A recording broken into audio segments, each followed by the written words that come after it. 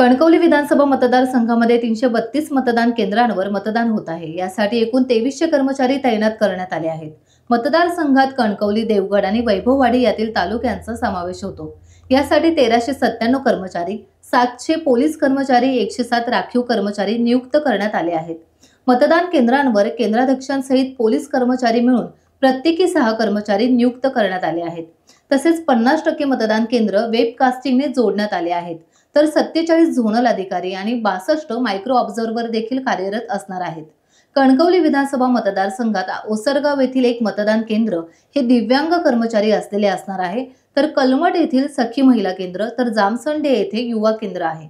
या मतदारसंघात एकूण 2,31,740 मतदार असून त्यापैकी 1,14,379 पुरुष आणि 1,17,359 स्त्री मतदारांचा समावेश आहे। कणकवली कॉलेजच्या HPCL हॉल येथे सकाळपासून कर्मचाऱ्यांची रेलचेल सुरू होती। निवडणूक अधिकारी जगदीश कातकर यांच्या मार्गदर्शनात चांगले नियोजन करण्यात आले होते।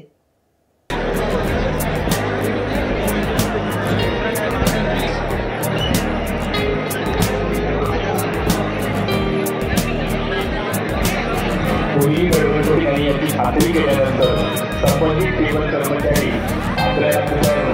आपलं साहित्य ताब्यात घेतील। पंत केंद्राचे आणि त्याच्या अगोदर संपर्क करा। फोटो नाही मारत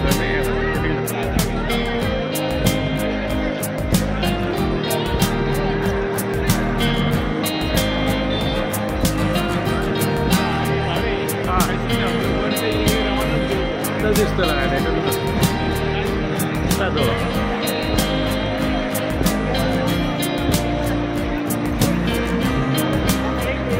आरोग्य कर्मचारी त्वरित आपल्या कक्षाचा ताबा घ्या। वारंवार मला सूचना आपल्याला देतोय, परत सूचना दिल्या जाणार नाही।